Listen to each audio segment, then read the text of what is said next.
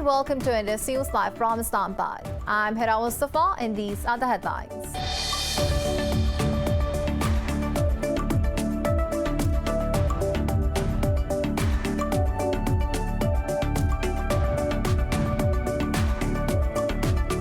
Israeli opposition parties have reached an agreement to form a new government ending Prime Minister Benjamin Netanyahu's 12-year tenure. Opposition leader Yair Lapid announced the formation of an 8-faction coalition just before the deadline on Wednesday midnight. Under a rotation arrangement, right-wing Yamina Party's head Naftali Bennett would serve as Prime Minister first before handing over to Lapid.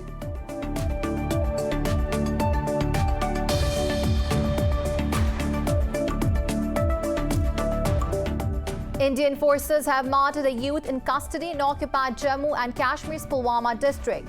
The detained youth was tortured to death in Taral police station of the district. The occupying troops have martyred more than 325 civilians since revocation of the valley in August 2019.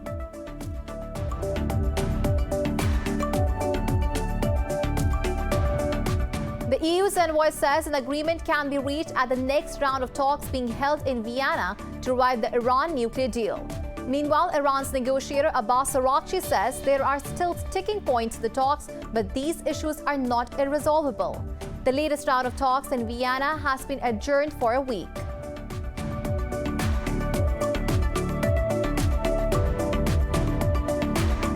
The United States has imposed sanctions on 3 Bulgarians and 64 companies over alleged corruption. The U.S. Treasury Department said the sanctions also hit oligarch Vasil Boskov, who was accused of supporting Russia against the Bulgarian government. After sanctions, Bulgarian interim Prime Minister Stevan Yanev has assured Washington of fighting corruption together.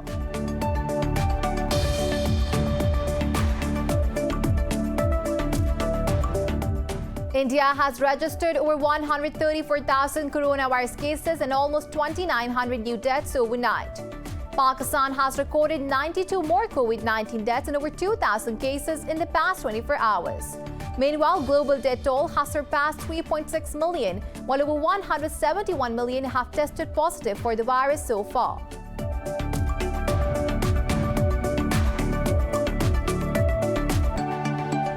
Well, those were the headlines. News in detail coming after the short break. Stay with us.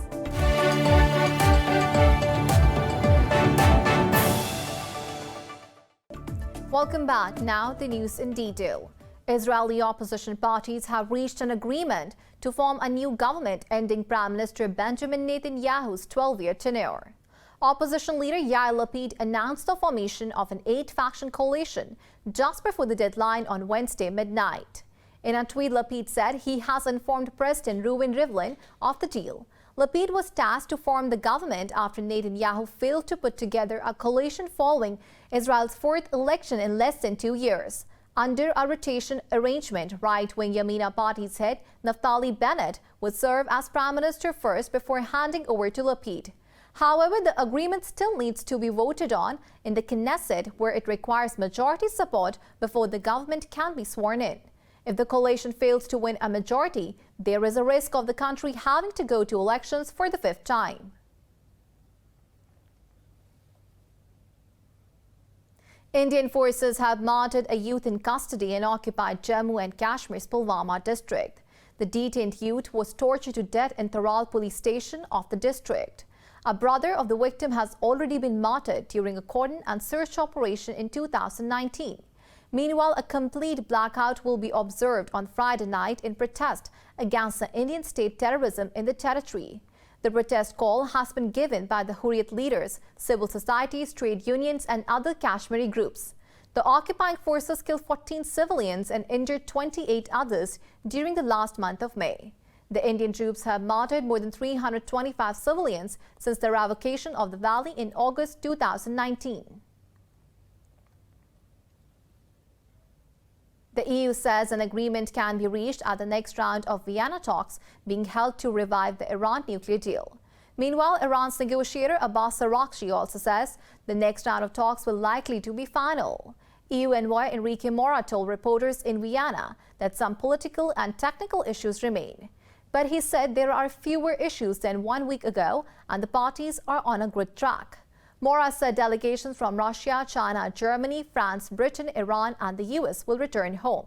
They will brief their governments and meet again in the Australian capital next week. He said every state has to give a green light to their respective delegations to get the agreement.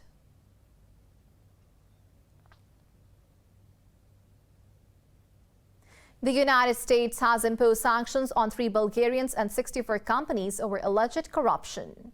The U.S. Treasury Department said the sanctions also hit oligarch Vasil Boskov, who was accused of supporting Russia against the Bulgarian government. The Treasury Department, in a statement, called the move its single biggest action to date against corruption. The Kurds blocked the entities from accessing the U.S. financial system, freezing any of their U.S. assets. After sanctions, Bulgarian interim Prime Minister Stefan Yanev has assured Washington of fighting corruption together. The sanctions come before the July 11 snap parliamentary elections in Bulgaria and after massive anti-corruption protests in 2020. India has registered over 134,000 coronavirus cases and almost 2,900 deaths overnight.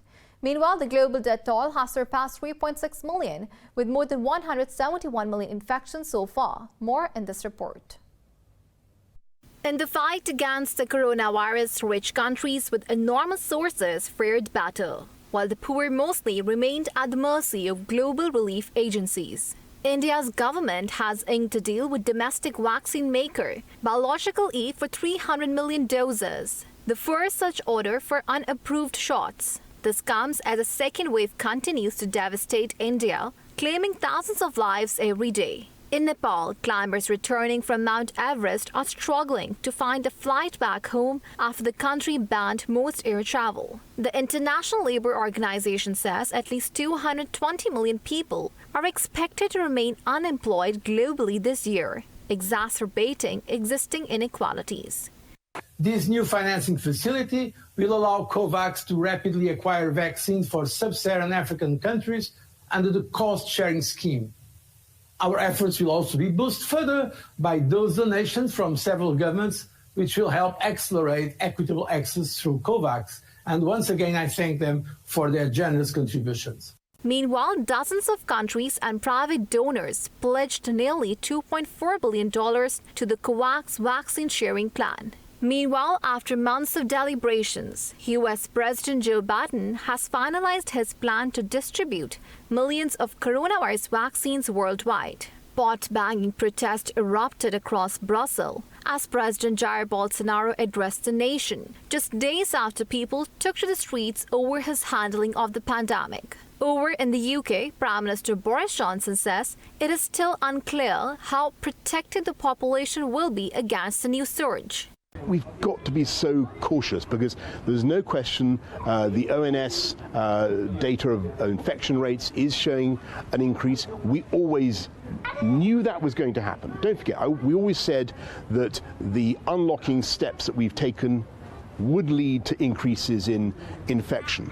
Kuwait has approved GlaxoSmithKline and Vir Biotechnology's Sotrovimab as a treatment for coronavirus. Meanwhile, a new study has suggested that some COVID-19 survivors with persistent breathing symptoms have a condition called air trapping. Researchers say inhaled air gets stuck in the small airways of the lung and cannot be exhaled. In Pakistan, 92 more people have died of coronavirus over the past 24 hours. The health ministry says the country's death toll has topped 21,000. The ministry reported over 2,000 infections overnight, pushing the nationwide caseload above 926,000. There are currently over 3,600 critical cases in the country, while over 852,000 people have recovered from the virus so far. The ministry said more than 51,000 tests were conducted since yesterday.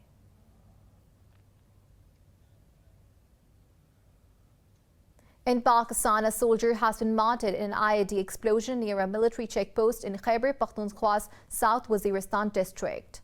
In a statement, the military's media wing says security forces have cordoned off the area. It added that a search operation was underway to apprehend any terrorists in the vicinity. The military said it is fully determined to eliminate terrorism from the country.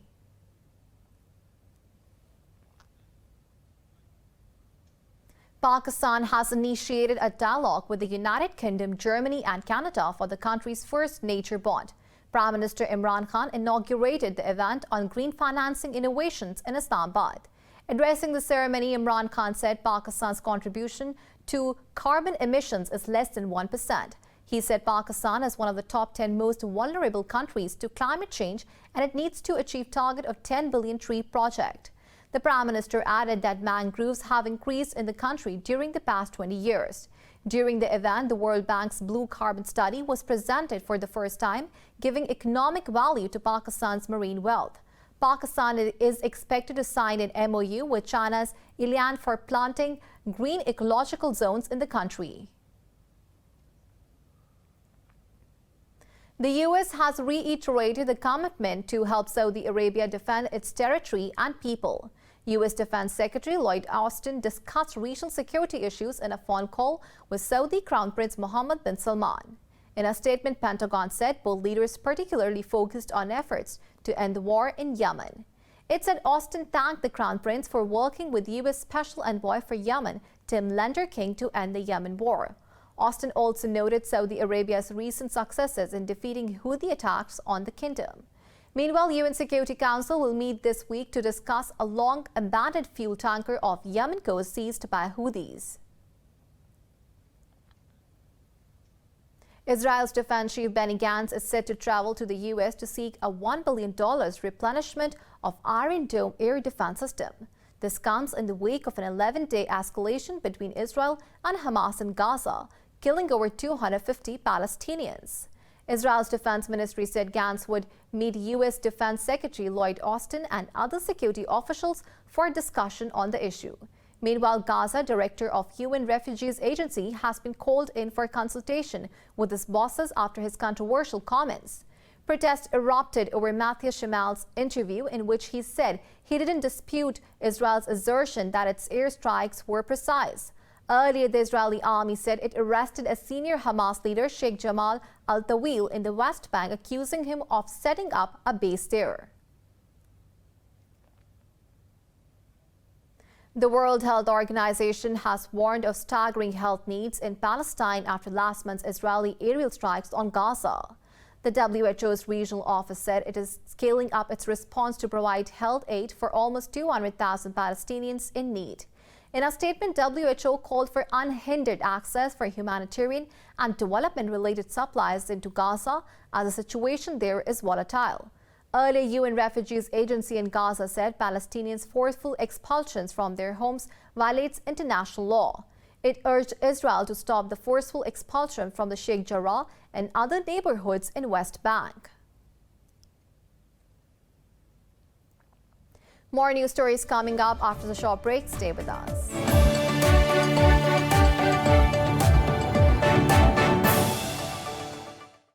Welcome back. The U.S. says it is looking at a possible retaliation from Russia after it linked Moscow to a cyber attack against global meat processing giant JBS. The ransomware attack on Brazilian-owned firm has again prompted accusations that Russia harbors cyber criminals. Talking to reporters, President Joe Biden said Washington is closely monitoring the issue. The White House said Biden will raise the issue of cyber attacks with Russian President Vladimir Putin during the summit on 16th of June. At a news briefing, Press Secretary Jen Psaki reiterated that responsible states do not harbor cyber criminals. Psaki added Washington believes that Moscow has a role to play in preventing these cyber attacks. Earlier, the FBI attributed the ransomware attack to a Russian cyber criminal group named Revil. In a statement, the agency said it is working diligently to bring the threat actors to justice. Meanwhile, JBS says it has resumed a majority of its global operations, including in the US and Australia. Flights between Germany and Russia have resumed after a brief suspension in a tit-for-tat move as a part of diplomatic spat over Belarus. Both states had earlier blocked the passage of each other's airplanes in an apparent tit-for-tat move. German airline Lufthansa said the Russian authorities have finally granted it clearance for passenger flights to Russia. Another Russian airline, 50S7, also said that it has also received clearance for its flights to land in Germany. Earlier, German Transport Ministry had blocked flights operated by Russian airlines from arriving in its territory. The ministry said Lufthansa had to cancel flights on Wednesday because they did not receive Russian permission in time. Japan is expecting a snap election after the July 23 Tokyo Olympic and Paralympic Games. Japanese Prime Minister Yoshihide Suga has ordered not to extend the parliamentary session beyond June 16 when it comes to an end. The media reported that the government is also considering producing a new economic stimulus package before the expected snap election. Tokyo will also not produce a supplementary budget, but instead tap on 4 trillion yen of reserves to spend on COVID-19 recovery. Slow vaccination rollout in Japan and Suga's continued push for the Games has greatly declined his popularity. Suga said he would focus on dealing with the pandemic and Japan will go ahead with the Games under the strict virus protection measures. Lebanon's caretaker Prime Minister Hassan Diab says his country is in the heart of great danger and needs friendly countries to save it. In a televised address, he called on politicians to present concessions to alleviate the suffering of the people. Lebanon is still reeling from a huge blast in Beirut last year that killed 200 people and caused billions of dollars worth of damage. For months, Prime Minister-designate Saad al-Hariri has been at loggerheads with President Michel Aoun over cabinet positions.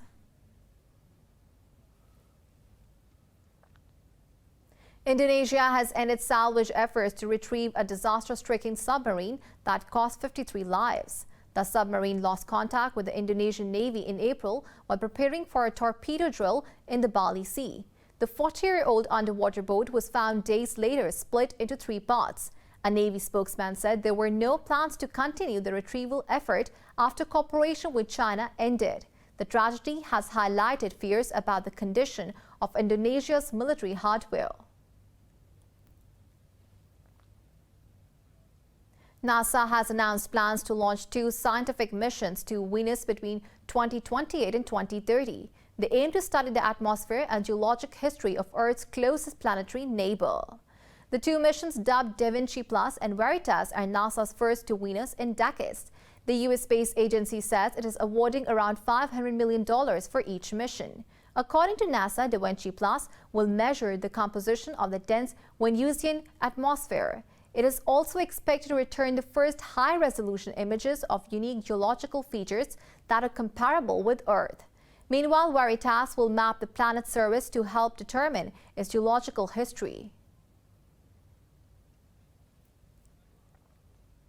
China has successfully launched the first of a new generation of a meteorological satellite into its planned orbit. The satellite Fengtian 4B was hurled on a Long March 3B rocket from the Xichang Center in Sichuan province.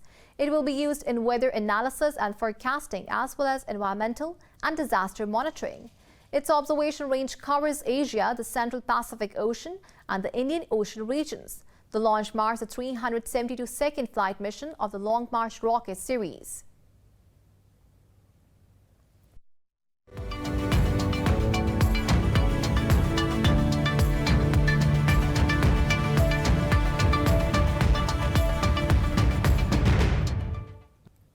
The U.S. says the G7 countries are expected to endorse its proposal for a 15% global corporate minimum tax. In a statement, the Treasury Department said the plan will be discussed at the meetings of finance ministers in London this week. It said a full endorsement is expected at the end of the G7 meetings with the Leaders Summit. Meanwhile, British Finance Minister Rishi Sunak says the proposal to focus on the world's 100 biggest firms can work. But he insisted that big tech firms must pay more tax in countries where they operate. Earlier in an interview, German Finance Minister Olaf Scholz said he expects the group to make significant progress on the issue.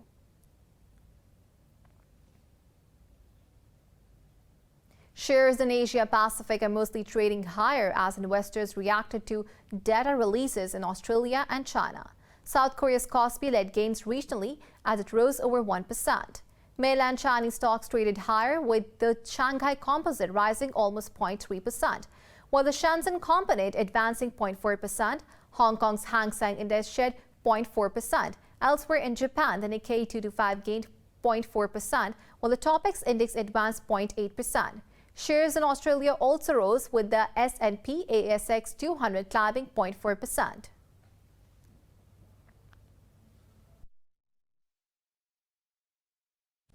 For the latest updates, you can follow us on social media at indus.news.